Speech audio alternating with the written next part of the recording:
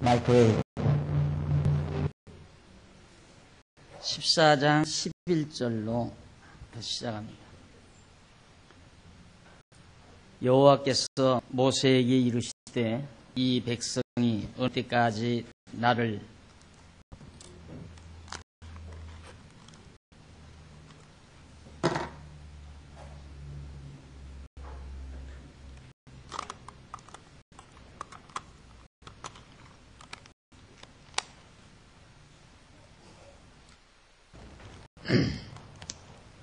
다시 봅니다.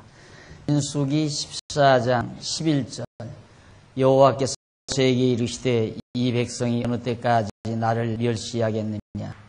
내가 그들 중에 모든 이적을 행한 것도 생각하지 아니하고 어느 때까지 나를 잊지 않겠느냐. 내가 전염병으로 그들을 쳐서 멸하고 너로 그들보다 크고 강한 나라를 이루게 하리라. 하나님께서 원망하는 이스라엘 백성들 때문에 모세가 지금 호되게 혼쭐이 납니다. 지금 우리는 14장에서부터 이스라엘 백성의 패배 장면을 살피다가 지난 화요일 시간이 돼서 멈췄습니다.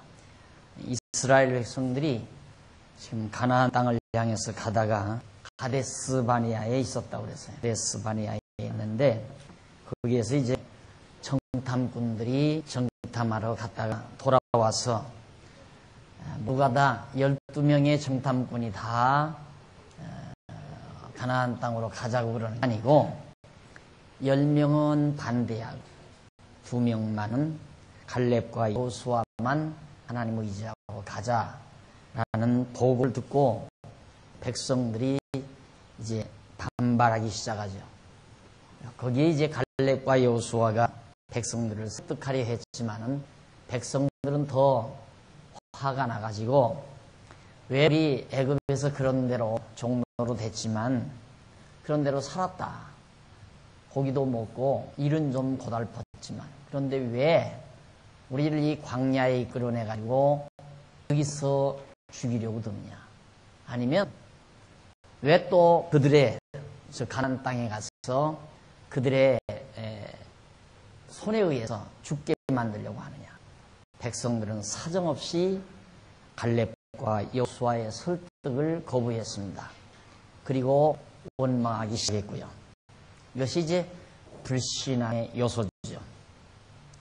불신앙에서 와지는 갈등이란 얼마나 심각한가를 우리가 잘 살펴볼 수가 있습니다.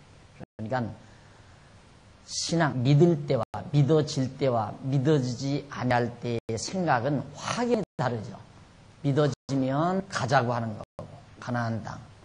인간의 여러 가지 계산에 의하면 불가능해요.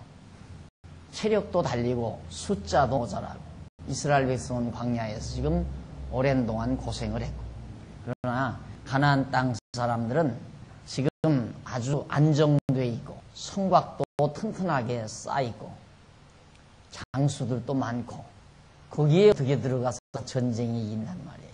이게 불가능한 거거든요. 이게 사람의 생각으로는 불가능하기 때문에 철저히 백성들이 이제 가나안 땅을 반대하고 나오는 거예요. 아마 그 반대를 잘못한다고 생각하는 사람은 거의 없을 거예요.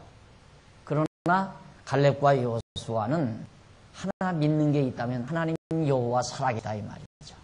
여호와 하나님이 우리 조상에게 아브라함에게 그 가나안 땅 준다고 언약을 했으니까 우리는 그 언약의 말씀을 믿고 가면 된다. 그러니까 가자. 참 땅 좋고 살기 좋더라. 가자. 안 듣는다 이 말이에요. 그래서 하나님의 말씀을 믿고 사는 삶과 믿지 아니하고 사는 삶의 차이점을 여기서 여실히 보여주고 있습니다. 그러다 보니까 여호와께서 오늘 모세를 불렀어요. 그래서 모세에게 하는 말이 이 백성이 언제까지 나를 이렇게 멸시하겠는가. 하나님이 얼마나 멸시를 당해요. 자, 하나님께서 조상 이스라엘의 조상 아브라함에게 언약하시고 지금 500여 년이 가까이 오도록 500여 년이 지나도록 계속 백성들에게 하나님께서 여호와 하나님 살아계심을 깨닫게 하고 이제는 근래에 와서는 애굽에 모세를 보내가지고 도저히 불가능한 애굽에서 자기들을 구출해 냈단 말입니다. 그러니까 이건 대단한 거죠. 이미 사로잡혀 있는 백성들을 거기서 건져낸다는 건 도저히 불가능하단 말입니다. 그 당시에 애굽이라고 하는 지금의 에집트한 애굽이라고 하는 나라는 가나안 족속들하고는 성격이 다른 가나안 족속과는 비교가 안 되는 족속의 힘으로 봐서 대단한 사람들이거든요. 애굽의 피라밋이 얼마나 쌓아 깊습니까? 그러니까 아브라함이 살던 그 이전의 것이란 말이에요.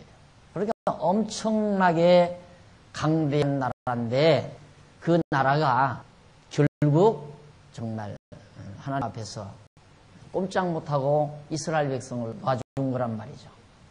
그러면 그걸 눈으로 보았잖아요, 자기네들. 물론 죽은 사람도 안 본 사람도 많지만 본 사람이 많다 그 말이에요. 바다 갈라지는 것도 보고 그리고 광야에서 아침 만나가 내려오고 다 봐요.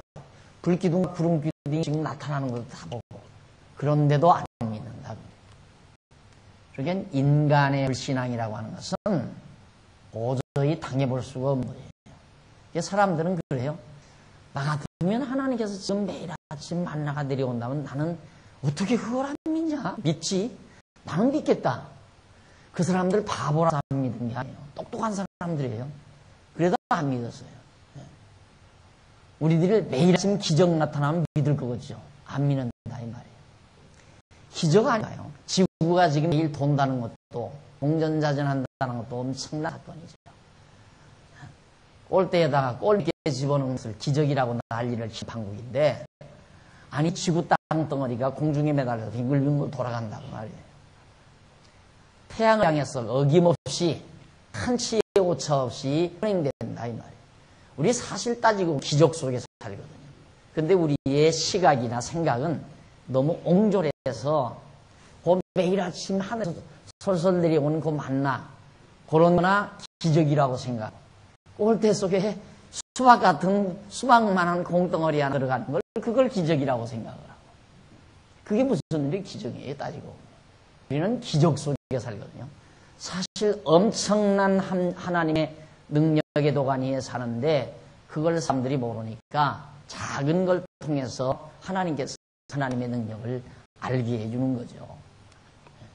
아이들에게 여러분 조그만 갓난 아이들에게 아주 한 너댓 살 먹은 아이들에게 10만원짜리 수표 줘봤댔자 쓸 줄 몰라서 못 써요. 뭐 줘야 하나? 동전. 500원짜리 동전을 줘야 얘 계획에는 맞다. 왜? 그거 가지고 가게에 가면 쪼그레 하나 줄 수 있으니까. 그걸 알고 있으니까. 그럼 100만원짜리 수표는 어떻게 써야 되는지도 모르고 그건 잘 감당도 못하는 거죠. 그러듯이 우리 인간도 너무 크고 광대하신 하나님의 능력의 장중 안에서 살아가면서 하나님을 하지 않는 것이 인간인데 지금 이스라엘 백성도 이런 엄청난 하나님의 능력과 경륜 속에서 능력의 경륜 속에 살아가면서도 안 믿어요. 분명히 그 땅 인도해 준다고 지금 애굽에서 건져낸 거란 말입니다. 그럼 애굽에서 건져낸 것도 가나안 땅 들어가기 위해서 건져냈다면 틀림없이 가나안 땅 들어가게도 하시는 분 하나님일 거 아닙니까? 그런데도 그걸 안 믿고 하나님을 위했다 해서 내가 그들 중에 모든 이적을 행한 것도 생각지 아니야. 엄청난 이적 많이 행했죠. 10가지 재앙도 내리고 또 홍해바다도 갈라지게 하고 반석에서 물이 터지게도 하고 매일 아침 또 만나도 내려오고 메추라기도 몰아다 붙이고 신의 산에서 후원 속에 나타나서 말씀도 하시고 엄청난 사건들이 많았지만은 이스라엘 백성들이 어느 때까지 나를 안 믿겠느냐. 나를 믿어야 되는데 왜 나를 안 믿느냐. 그래서 내가 이 백성들 전염병으로 확 쓸어버리고 죽여버리고 광야에서 다 죽여버리고 모세 너를 통해서 다시 백성들을 보상시켜서 가나안 땅에 인도해 주겠다. 인간적인 말로 보면 하나님이 얼마나 화가 났어요. 다 죽여야겠다. 이게 전부 다. 전염병으로. 조선멸하고 모세 너로 그들보다 크고 강한 나라를 내가 이루어주겠다. 너로 생육하고 번성해서. 하나님이야 거짓말은 아니죠. 어차피 이제 모세를 통해서 동창에서 이끌어주면 되는 거니까. 언약이 이루어주면. 그렇게 하겠다 이 말이에요. 자, 그러니까 13절로부터 19절에 보면 그 밑에 14장 13절로부터 모세가 여호와께 여짜오되 애굽인 중에서 주의 능력으로 이 백성을 인도하여 내섰거늘 그리하시면 그들이 듣고 이 땅 거민에게 고하리이다. 주 여호와께서 이 백성 중에 계심을 그들도 들었으니 곧 주 여호와께서 대면하여 보이시며 주의 구름이 그들을 위해 섰으며 주께서 낮에는 구름 기둥 가운데서 밤에는 불 기둥 가운데서 그들 앞에서 하시는 것이나이다. 이제 주께서 이 백성을 한 사람같이 죽이시면 주의 명성을 들은 열국이 말하여 이르기를 여호와가 이 백성에게 주기로 맹세한 땅에 인도할 능이 없는 고로 광야에서 죽였다 하리이다. 이제 구하옵나니 이미 말씀하신 대로 주의 큰 권능을 나타내옵소서. 이르시기를 여호와는 노하기를 더디하고 인자가 많아 죄악과 과실을 사하나 형을 받을 자를 결단코 사하지 아니하고 아비의 죄악을 자식에게 갚아 3, 4대까지 이르게 하리라 하셨나이다. 구하옵나니 주의 인자의 광대하심을 따라 이 백성의 죄악을 사하시되 애굽에서부터 지금까지 이 백성을 사하신 것 같이 사하시옵소서. 모세가 하나님의 말씀 하나하나를 다 들어서 하나님께 말씀을 드리면서 특히 뭐라고 그러냐면 하나님 아버지요, 이미 이 많은 이방 백성들이 다 알고 있습니다. 이스라엘의 신 여호와가 자기 백성 이스라엘을 가나안 땅으로 인도했다고 지금 애굽에서 데리고 나가단다. 그걸 온 이방 민족들이 다 알고 있는데 하나님께서 이 백성들이 광야에서 그냥 다 죽여버리면 그 이방 민족들이 뭐라고 하겠습니까? 하나님이 자기 백성을 가나안 땅으로 인도할 능력이 없으니까 결국 못하고 말았다. 이게 얼마나 하나님 앞에 엄청난 정말 현실이 되는 일이냐 이 말이죠. 하나님의 이름이 얼마나 땅바닥에 떨어지는 일이냐 이 말이에요. 그러니 하나님 그러시면 안 됩니다.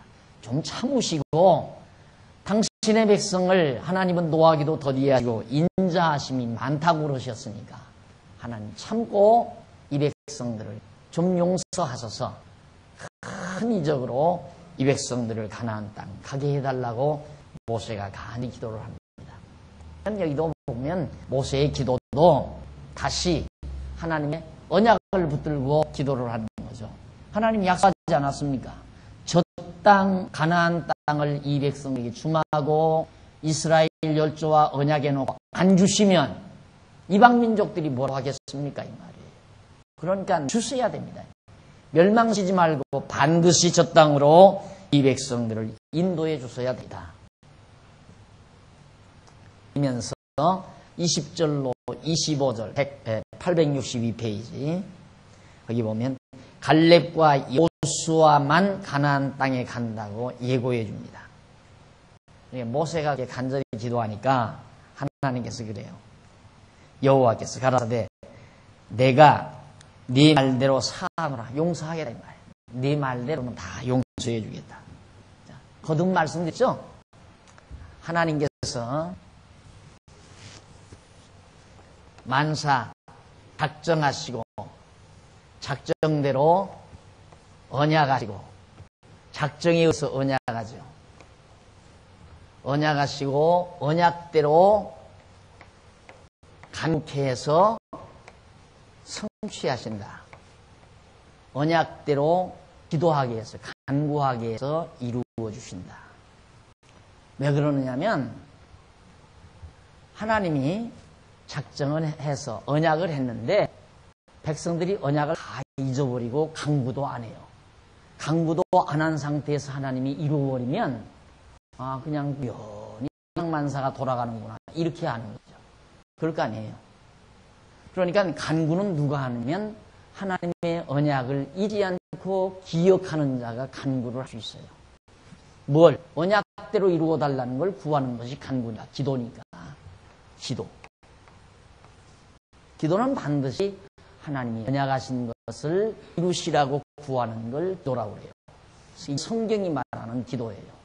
이방 종들이 말하는 기도처럼 내게 무슨 소원이 생기고 내 욕심대로 뭔가 하고자 하는 의욕이 생기면 내 힘이 좀 모자라니까 신이 좀 도와주십시오 하고 정성들이 와서 염불하고 보사 지내고 그런 식의 기독교 기도가 아니라 말입니다. 내가 쩔이 좀 들고 나서 제일 창피한 게 그거였어요. 제일 창피한 것이. 어떻게 꼭 그 예수 믿는 사람도 불교인들이나 무당들처럼 그렇게 뒤에 장독대 뒤에다가 뭐 냉수한 그런 켜놓고 촛불 하나 켜놓고 쌀 종재기 갖다 놓고 그냥 거기에 비는 것처럼 예수 믿는 사람도 그렇게 빌어야 되는가. 그게 그렇게 창피하더라고. 근데 성경 보니까 그게 아니더라니까. 너무너무 확실한 거고 분명한 거고.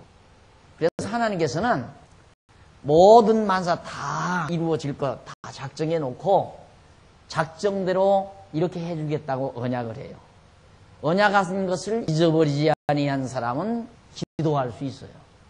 왜? 그 언약 기도를 하고. 그러니까 지금 그 말이거든요. 하나님께서 다 이스라엘 백성들 가나안 땅 인도해 준다고 약속 다 했잖아요. 언약 다 해놓고는 하나님 안 믿는다고 다 멸하겠다. 그러니까 모세가 하나님 언약 알고 있잖아요.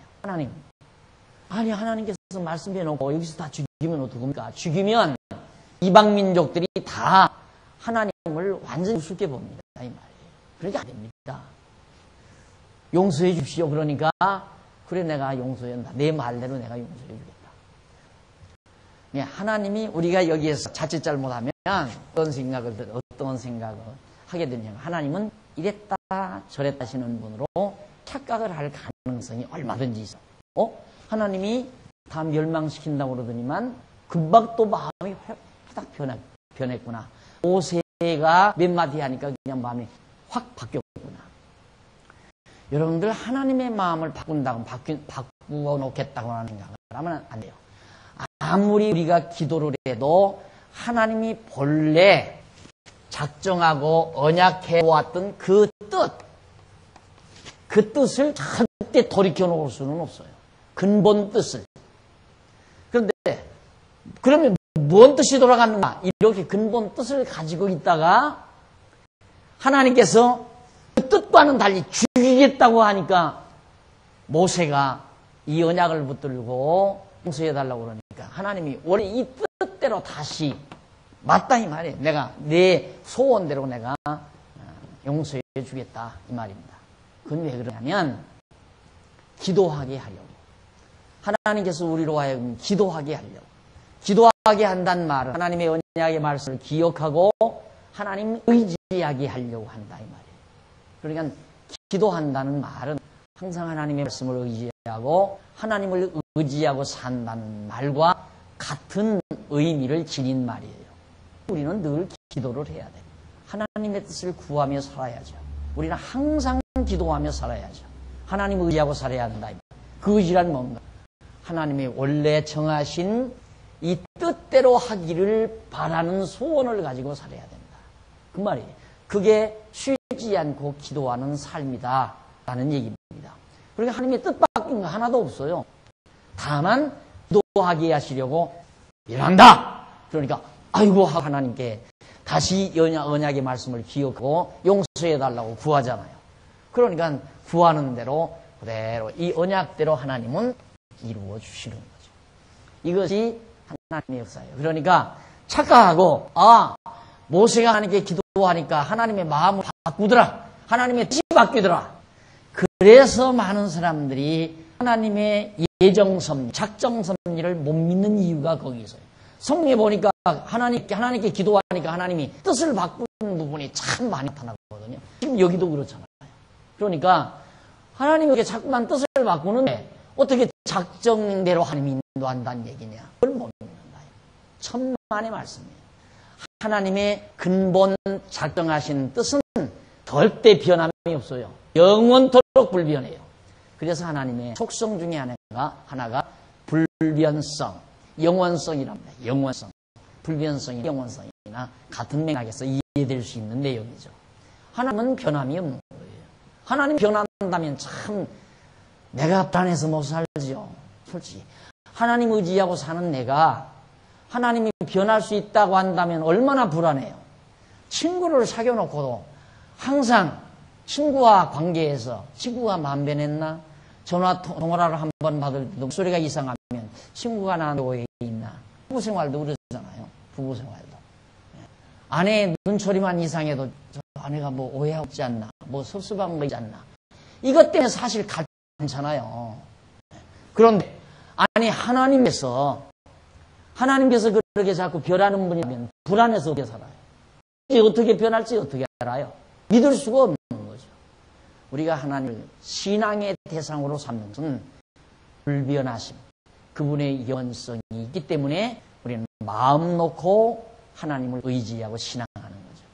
그러니까 절대 하나님의 뜻 바뀌는 법은 없습니다. 잘 안 바뀌어요. 기도하게 하려고 바꾸는 듯 하다가 다시 원래의 뜻으로 돌아오시는 거지. 그러니까 기도하게 하시려고 하나님이 그래서 기도하니까 다시 원래의 뜻으로 돌아와서 기도하는 대로 원래의 뜻대로 이루어 가시는다. 왜냐?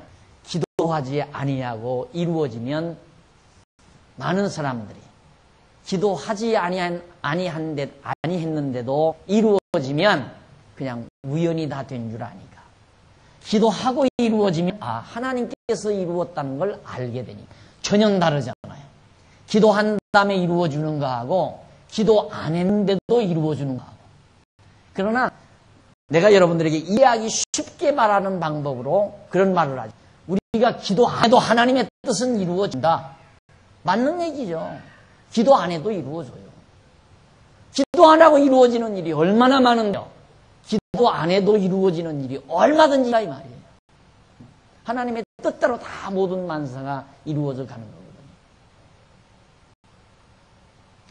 나는 솔직히 목회하면서 평생 예배당 짓고 목회할 거라고 하는 상상을 못했어요. 왜? 원래 돈 걷어내는 재주가 없잖아요. 제가 연보를 걷어내는 재주가 없어요. 다른 재주는 조금 있는 것 같은데. 그래서 정말 그 시골 교회 하나 지어놓은 것만 봐도 저 사람은 참 재주 좋다. 늘 그러며 다녔어요.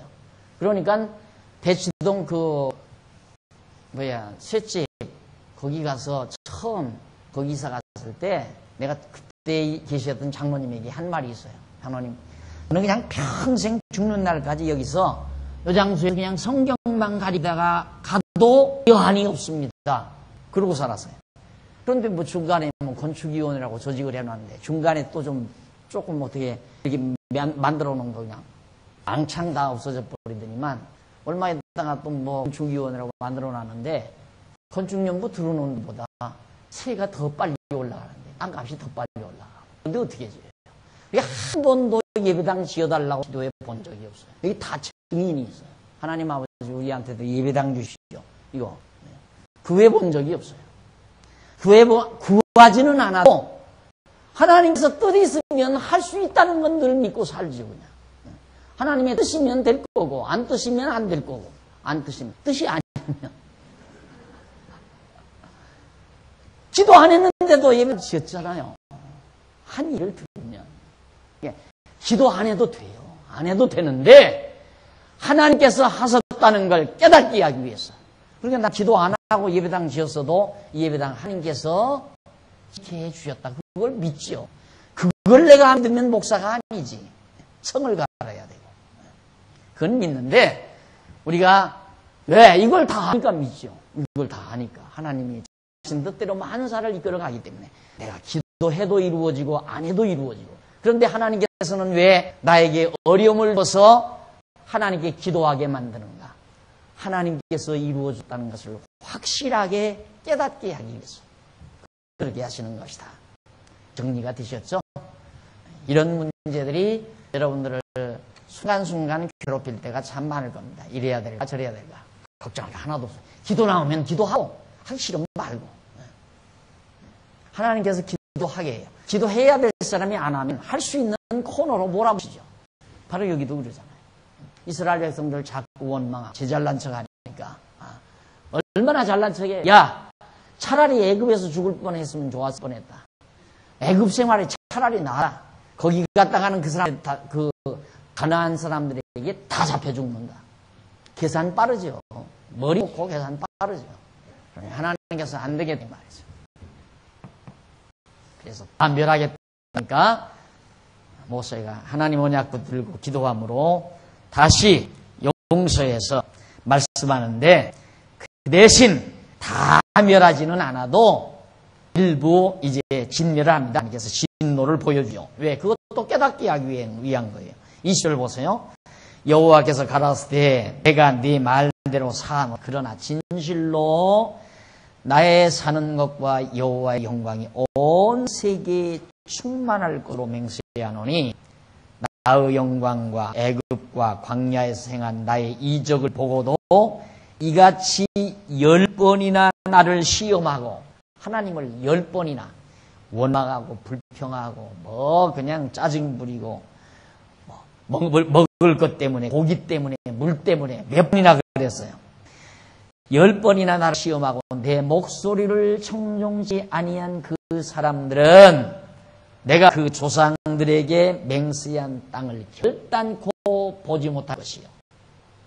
그러니까 하나님의 말씀을 청종치 아니한 그 백성들은 절대 가나안 땅 못 들어간다 이 말이에요. 안 보내준다. 그런데 내가 조상들의 맹세한 땅을 결단코 보지 못할 것이요 또 나를 멸시하는 사람은 하나도 그것을 보지 못하리라. 오직 내 종 여기서 멸시하는 자는 정탐꾼 12 중에 10명은 못 간다 그 말이에요. 그런데 하나님을 믿고 가자고 하였던 갈렙과 요수아는 12명 중에 2사람은 간다 그 말이에요. 오직 내 종 갈렙 그 마음이 그들과 달라서 나를 온전히 조사선서 그의 갔던 땅으로 내가 그를 인도하여 이르니 그 자손이 그 땅을 차지하리라. 아말렉인과 가나안이 골짜기에 거하니 너희는 내일 돌이켜 홍해의 길로 하여 광야로 가지니라. 자,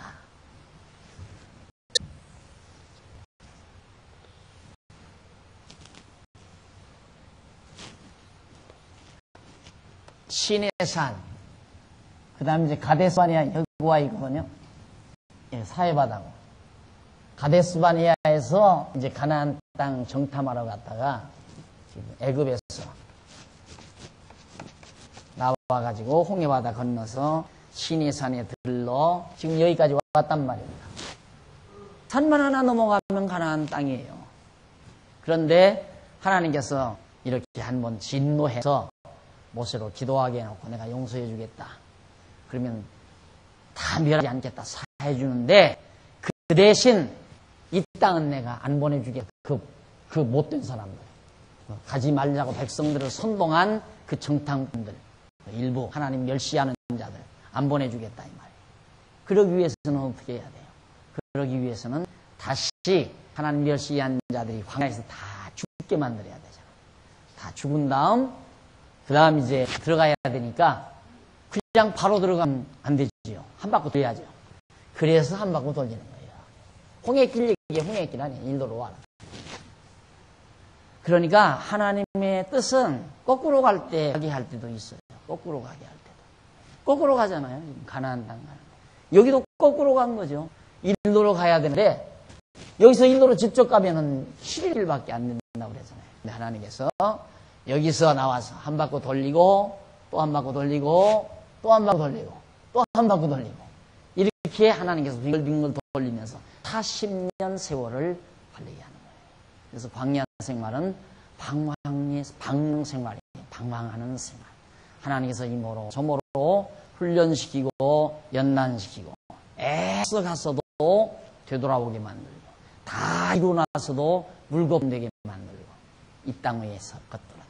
그래서 솔로몬이 다 헛되고 헛되고 또 헛되고 헛되고 되도다라고 말한 이유가 이 땅에서 다 하는 거 인간들의 목표대로 한다면 다 헛거예요. 다 허송세월이죠. 그러나 하나님의 뜻은 허송세월이 아니에요. 왜? 이 광야에서 애굽에서 노릇하던 옛 습성을 가지고 있었던 그런 인간들은 광야에서 다 죽게 만들고 광야에서 다시 태어나서 하나님 여호와 경외하기를 배운 새로운 족속들로 가나안 땅 들어가게 하시려고 그 기간이 바로 40년 기간이란 말입니다. 그러니까 오늘 우리도 마찬가지 우리 이 땅 위에 사는 동안도 항상 우리에게 두 사람이 두 마음 있죠. 육에 속한 마음과 영에 속한 마음. 그래서 영에 속한 마음은 하나님의 뜻을 따르고자 하는 마음이 있고 육에 속한 마음은 자기 생각대로 하고자 하는 못된 하나님을 거역하는 생각들이 있어요. 왜 우리를 이 광야와 같은 세상에 두시는가? 그거 죽이라. 옛사람 죽이라고 그런다 이 말이에요. 자꾸 옛사람 죽이라. 그러니까 우리 마음의 진정한 평안은 옛사람을 죽이는 만큼 이루어지거든요. 왜 마음이 안 평안한가? 옛사람이 가지고 있는 욕심대로 일이 안 이루어지니까 마음이 평안하지 않은 거란 말이야. 그렇잖아요. 옛사람, 육에 속한 소욕, 육신의 소욕은 욕심으로 가득 채워져 있는데 그 욕심대로 하고자 하는 뜻이 이루어지기가 없죠. 안 이루어지니까 늘 좌절감, 실패감, 절망감 그걸로 인해서 스트레스를 받고 평안함이 없고 기쁨이 없고 바로 육체의 소욕 때문에 그런 거란 말입니다. 그런데 그 육체의 소욕을 죽이는 만큼 마음이 평안한 거예요. 그건 하나님의 뜻대로 살아가는 거니까.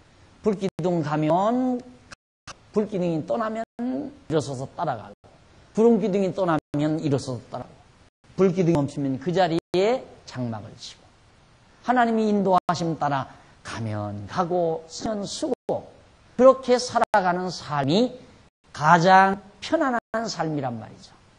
그래서 그런 가르침 그렇게 여호와 하나님만 의지하고 사는 백성으로 만드시기 위해서 광야에서 잡아돌리는 거예요.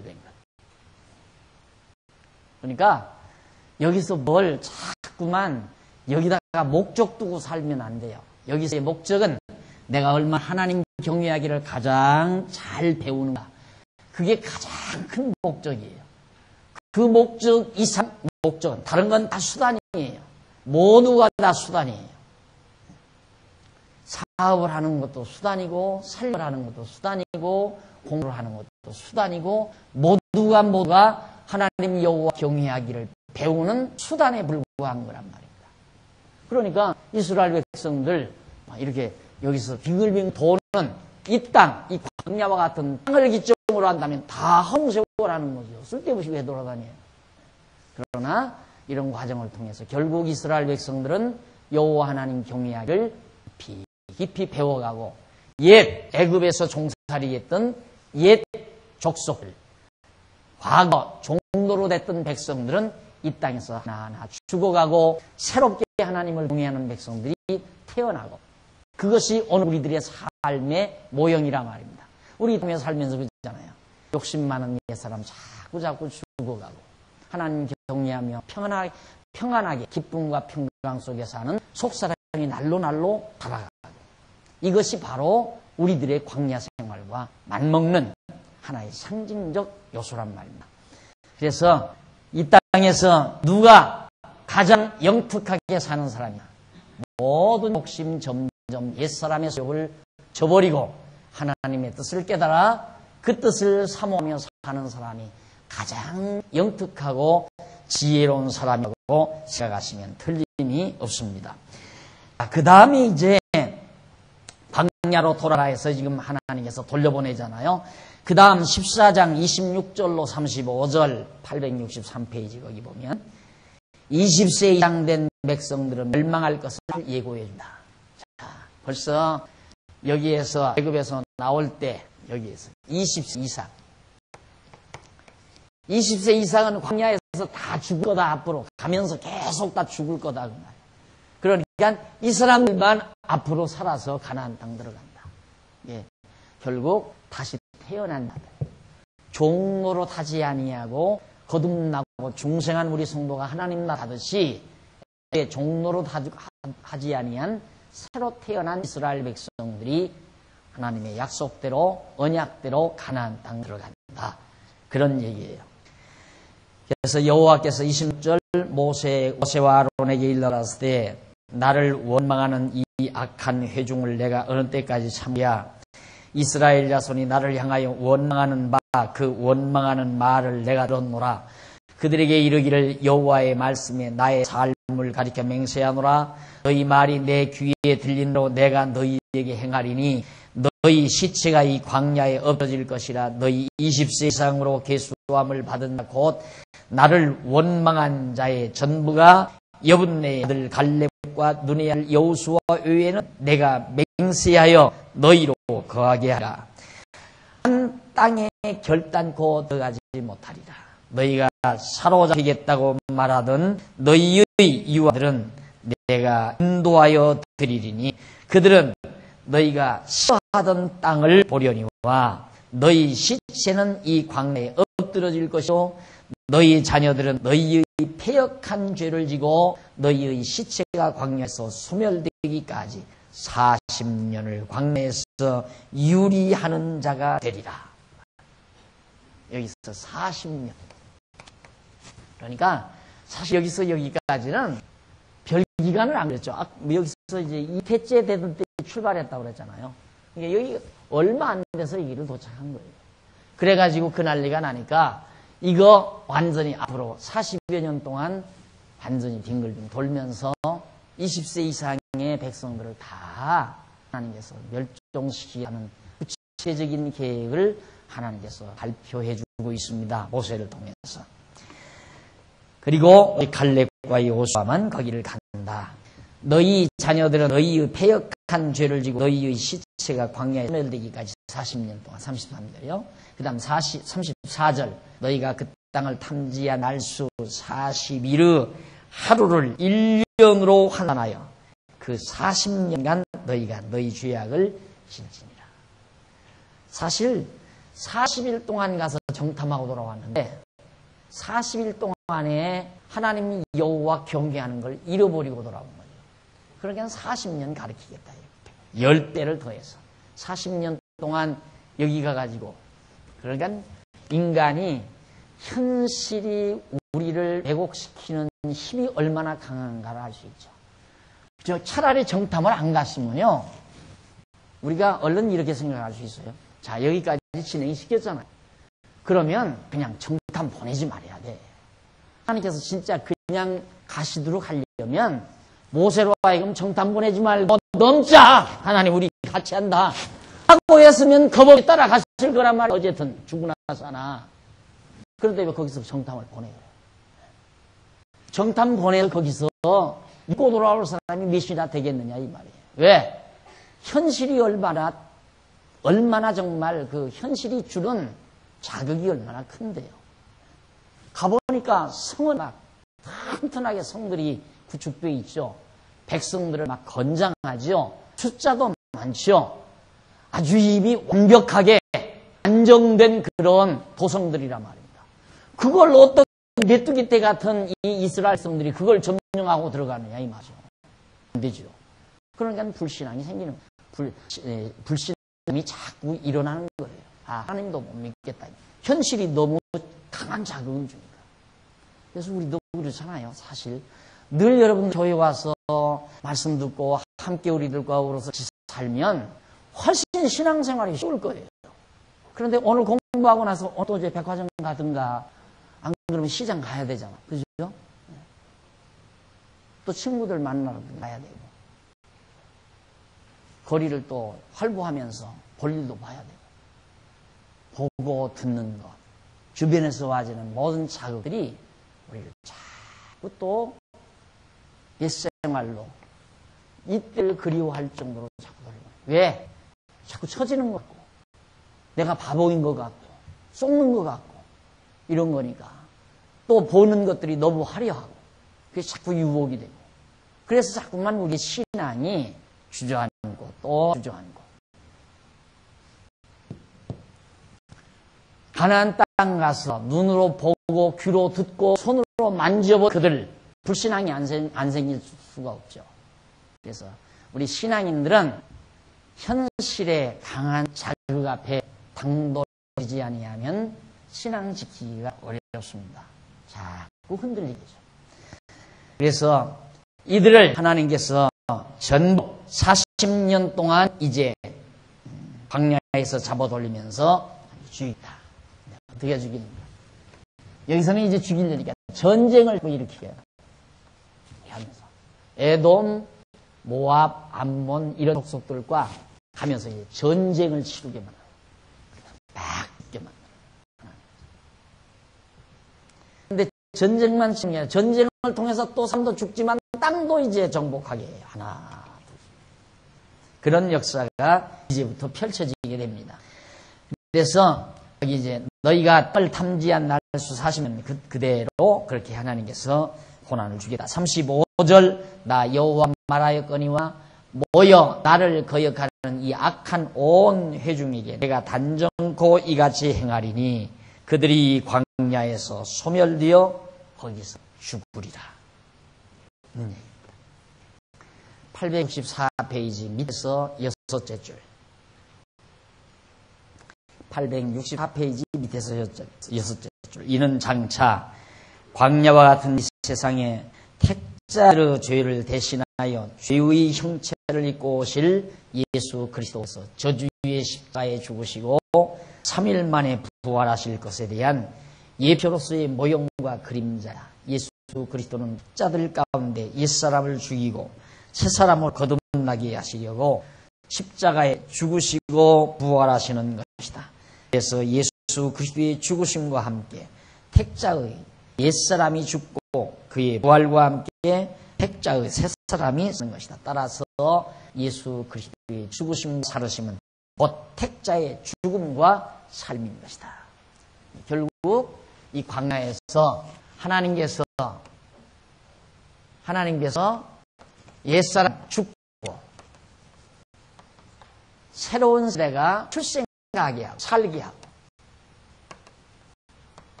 죽고 살고 이게 바로 그리스도의 십자가 사건에 대한 한 예표로서의 모형이다. 그래서 예수 그리스도가 죽으시고 부활하심으로 우리 성도가 옛사람이 죽고 새사람으로 사는 그런 진리가 십자가의 죽으심과 삶의 진리인데 이것을 모형적으로 예표적으로 우리에게 보여주는 진리가 광야에서 옛 이스라엘을 죽이시고 새로운 세대로 출생케 하시는 하나님의 섭리라는 걸 밝혀드린 겁니다.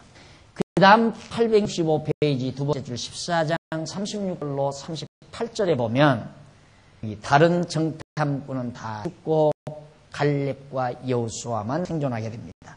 모세의 보냄을 받고 땅을 탐지하고 돌아와서 그 땅을 악평하여 온 회중으로 모세를 원망케 한 사람 곧 그 땅에 대하여 악평한 자들은 여호와 앞에서 재앙으로 죽고 그 땅을 탐지하러 갔던 사람들 중에 오직 눈의 아들 여호수아와 여분네의 아들 갈렙은 생존하니라. 10사람은 아야 미리 죽어버렸어요. 재앙을 받아서 죽어버리고 갈렙과 여호수아만 살게 됐다. 그 다음 밑으로 내려와서 14장 19절로 40절 보면 백성들이 아말렉과 가나안인에게 패배를 당하게 되죠. 큰일 났죠? 39절 모세가 이 말로 이스라엘 모든 자손에게 고하매 백성이 크게 슬퍼하여 아침에 일찍이 일어나 산 꼭대기로 올라가며 가로되 보소서 우리가 여기 있나이다. 우리가 여호와의 허락하신 곳으로 올라가리니 우리가 범죄하였음이니이다.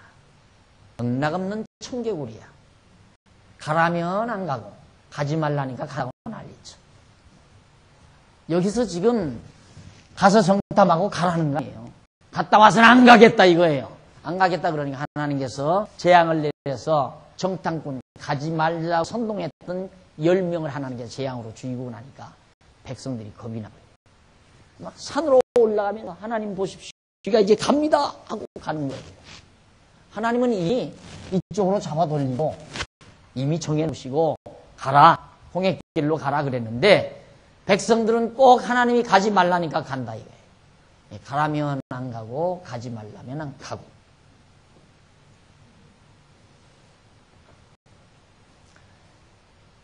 그래서 거기 보면 모세가 이 말 올라가니 우리가 범죄하였습니다. 41절 모세가 가로되 너희가 어찌하여 이제 여호와의 명령을 범하느냐 가지 말라는데 왜 가느냐 이 일이 형통치 못하리라. 봤댔자 너희들 형통한 게 아니다. 여지껏 배웠잖아요. 여지껏 여기서 여기까지 갈 때까지 어떻게 구름기둥 떠나면 출발하고 멈추면 서 있고 불기둥이 떠나면 따라가고 불기둥이 멈추면 그냥 거기에 장막을 치고 머물러 있고 이걸 지금 여기까지 계속 훈련시키고 가르쳐 놨어요. 그런데 왜 불기둥도 안 가고 구름기둥도 떠나지 않았는데 지끼리 왜 산으로 기어올라? 이게 건방진 거라 이 말이에요. 건방진. 예, 우리들이 정말 하나님의 뜻 안에서 산다는 것이 그렇게 간단한 게 아니잖아요. 하나님 말씀을 모르면 하나님 말씀을 잊어버리고 그냥 자기 욕심대로 살게 돼 있어요. 인간은. 하나님의 말씀을 알면 자기 욕심을 짓누르고 하나님의 뜻을 따르게 돼 있고 둘 중에 하나니에요. 하나님의 뜻 모르면 하나님의 뜻대로 못 살고 하나님의 뜻을 알면 하나님의 뜻대로 사는 거고 하나님의 뜻을 모르면 자기 욕심대로 살고 둘 중에 하나예요. 내 욕심대로 사느냐 하나님 뜻에 따라 사느냐 둘 중에 하나.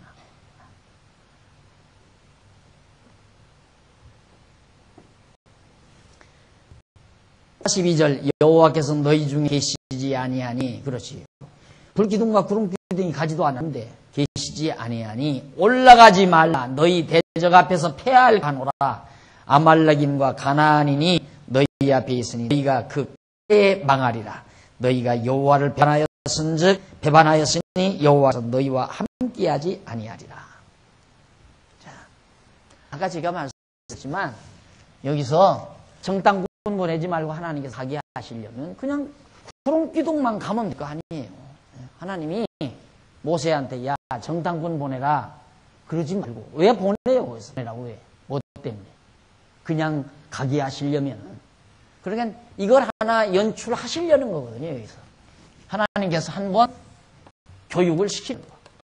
왜? 불신앙자들이 재앙을 받아 죽는 모습을 백성들에게 다 보여주려는 그런 각본이 하나님의 작정하신 뜻 가운데 있는 거란 말입니다. 그게 없으면 왜 그냥 불기둥만 밤에 출발하면 불기둥이 떠나든가 대낮에 출발하면 구름기둥이 출발하면 가지 안 해도 줄 따라갈 거 아니에요. 여지껏 다 그렇게 가시니까. 그런데 왜 하필이면 거기 가서 정탐꾼을 왜 보내느냐 이 말이죠. 하나님께서. 바로 교육시키기 위한 지금 한 학기 교육을 시키기 위한 계획이 하나님 있었다 이 말이에요. 그렇게 해서 결국 불신자들 하나님의 뜻을 거역하는 자들이 완전히 재앙으로 죽는 모습을 이스라엘 백성들에게 보여줬으면 그걸 보고 아이고 이제는 죽어도 하나님 말씀대로 우리들이 따라가야 되겠구나 이 생각만 하면 될 거 아니에요. 근데 그걸 보고는 건방지게 가자 하나님 우리 갈랍니다 구름기둥 뒤따라오십시오 그 말이지. 저가 떠난다고 구름기둥 떠나겠어요? 아들이 앞장선다고 불기둥이 떠나겠느냐 이 말입니다. 하나님이 저 따라가라고. 오늘 신앙생활 하는 분들이 그런 사람 참 많아요. 하나님이 자기 하자는 대로 했으면 좋을 것 같아. 다 그런 생각을 가지고 목매어 부르짖고 밤새워 부르짖는 사람이 나 하고 싶은 대로 좀 하나님 말 좀 도와주고 내 좀 따라오십시오. 이런 생각을 가지고 신앙생활을 한다 이 말이에요. 하나님 뒤따라갈 생각을 하나. 그러니까 늘 고달프죠. 진짜 고달프죠. 가는 곳마다 길은 막히고 어려움은 봉착하고 대적들은 쳐들어오고 그걸 어떻게 견디네요. 그래서 거기 이제 여호와께서 너희 중에 계시지 아니하니 올라가지 말라 모세가 말리잖아요. 너희 대적 앞에서 패할까 하노라. 그런데 43절 아말렉인과 가나안인이 너희 앞에 있으니 너희가 그 칼에 망하리라. 너희가 여호와를 배반하였으니 여호와께서 너희와 함께하지 아니하시리라. 하나 그들이 그래도 산 꼭대기로 올라가고 여호와의 언약궤와 모세는 진을 떠나지 아니하였다. 아말렉인과 산지에 거하는 가나안인이 내려와 쳐서 파하고 호르마까지 이르렀다. 엄마 아빠 따라서 공원에 놀러간 어린아이가 엄마 아빠는 지금 가만히 벤치에 앉아있는데 지잘났다고 놀 떠난 어린애 그거 잊어버리기 딱 알맞지. 그건 완전히 이제 방송이 나와야 돼요. 이런 아이가 지금 울고 있습니다. 찾아가십시오. 그런 거랑 똑같다 이거예요. 우리 인간이 건방지게 하나님의 뜻을 따르지냐고 제 고집대로 제 생각대로 하려다 보면 우는 날이 오게 있고 고통당하는 날이 오게 돼 있다. 아말렉인과 가나안이 쳐들어온다고 그러잖아요. 아말렉 사람과 가나안 사람. 그래서 결국 이스라엘 백성들이 고통을 겪는 그런 장면을 만나게 됩니다. 자, 거기 이제 866페이지 밑에서 10번째 줄, 아니 9번째 줄, 거기 줄 바꾼데 보면 이상과 같은 섭리 나오죠. 이상과 같은 섭리는 하나님 장차 예수 그리스도 안에 있는 택자들이 성령의 소욕을 거역하고 정욕대로 행하는 육체의 소욕을 쳐서 복종하게 하실 섭리에 대한 예표로서의 모형과 그림자이다. 그래서 사도 바울은 말하기를 나는 날마다 죽노라. 고린도전서 15장 31절에 나오죠. 그러므로 택자는 예수 그리스도 안에서 옛사람에게 속한 육체의 소욕을 날마다 죽이는 생활. 이것이 신약교회 시대를 살아가는 택한 성도들의 광야 생활이라고 할 수 있는 겁니다. 예, 오늘 우리들은 하여튼 이 광야 생활은 죽이는 생활이에요. 죽이는. 계속 내 육체의 소욕을 죽이는 생활. 죄의 종로로 닫은 옛사람을 죽이는 생활. 그것이 광야와 같은 이 세상에서의 우리 성도들의 생활이란 말입니다. 그런데 항상 우리는 늘 계획 세우는 것마다 자기 욕심대로 계속. 그런데 그 욕심이 이루어지는 듯 싶지만 그 욕심이 올무가 돼요. 그 욕심대로 되진 것이 올무가 돼서 결국 고통을 당한다 이거죠. 당자 보십시오. 아버지 밑에서 얼마나 좋아요. 편안하게 아버지 사랑 받으면서 아버지 사랑 느끼면서 그렇게 살면 얼마나 행복하겠어요. 그런데 욕심이 있어요. 나도 내 마음대로 좀 해봐야겠다고 하는 욕심. 그래서 욕심대로 아버지께 구해요. 내 재산 주십시오 그러니까. 그게 구하기 이루어졌도 갑자기 이놈이 부자가 된 거예요. 아버지 재산을 자기가 일부 받았으니까, 유산을 받았으니까 얼마나 부자가 돼서 갑자기. 그게 함정이라 그 말이에요. 그게. 그러니까 육체의 소욕은 이루어지면 함정이다.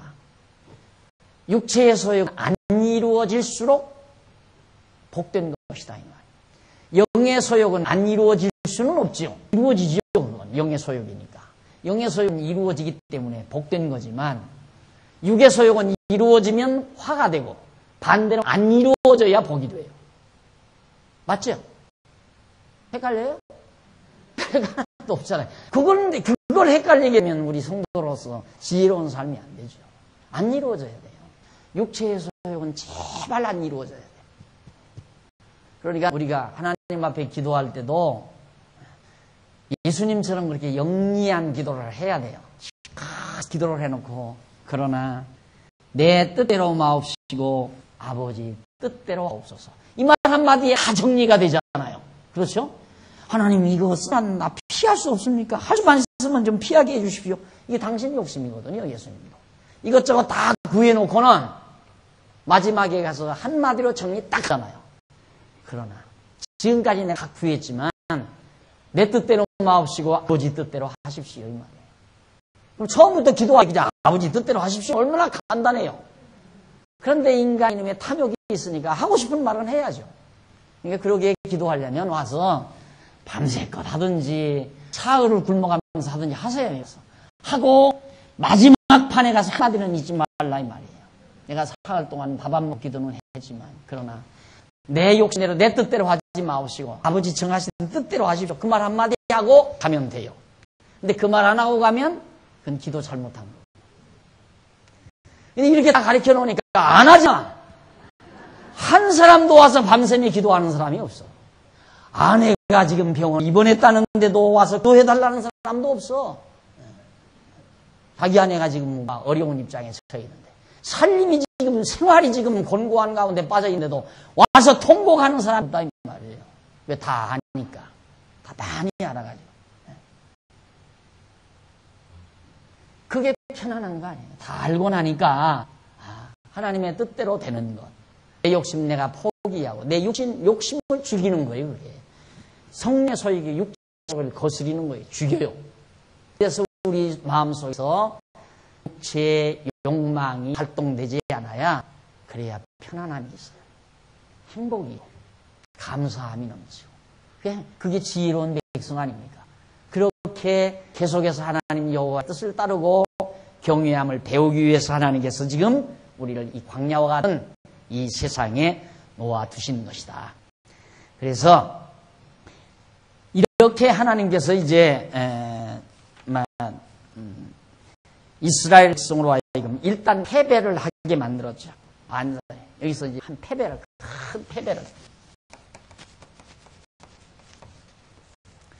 그런데 우리는 패배당하는 건 하나님의 뜻이 아니다 이거예요. 하나님 영광 가리우는 것이다. 어떻게 예수를 믿는 사람이 사업을 망하느냐? 이건 하나님의 영광 가리우는 거다. 언론 들으면 그런 거 같죠? 아니에요. 하나님의 뜻이에요. 패배당하는 것도 하나님의 뜻이에요. 이게 얼마나 광야 생활에서 건방지게 살아가던 이스라엘 백성들에게 얼마나 소중한 교육입니까? 엄청난 교육이죠. 자기 주제를 파악할 수 있다.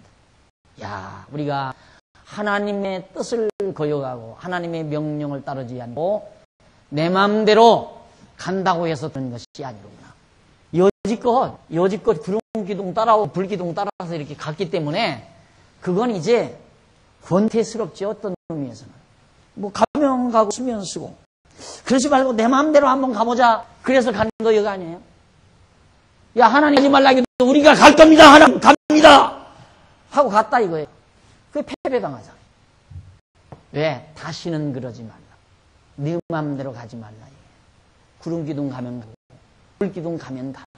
멈추면 그대로 멈춰 있고 하루이든 이틀이든 한 달이든 1년이든 간에 머물러 있으면 그대로 그 자리에 머물러 있어라. 그래서 남긴 말이 조급하지 말라. 그 말이에요. 조급하지 말라. 조급한 대로 일되는 게 아니다 이 말이에요. 조급하죠.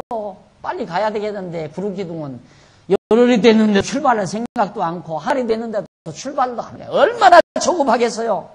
조급해봤자 필요 없어요. 그냥 느긋하게 사는 거예요. 느긋하게. 그게 지혜자예요. 근데 우리 정말 조급하잖아요. 우리는 뭔 일 하나 조금만 뭐 한데도 그냥 자발스러워지고 불안해지고 그러지 말고 이제는 깨달았으니까 배워서 아니까 지혜로워졌잖아요. 당당하게 편안하게 이렇게 현실을 마음껏 느끼면서 현실을 마음껏 누리면서 평안함을 누리면서 넉넉하게 사십시오. 그게 지혜자의 올바른 태도입니다.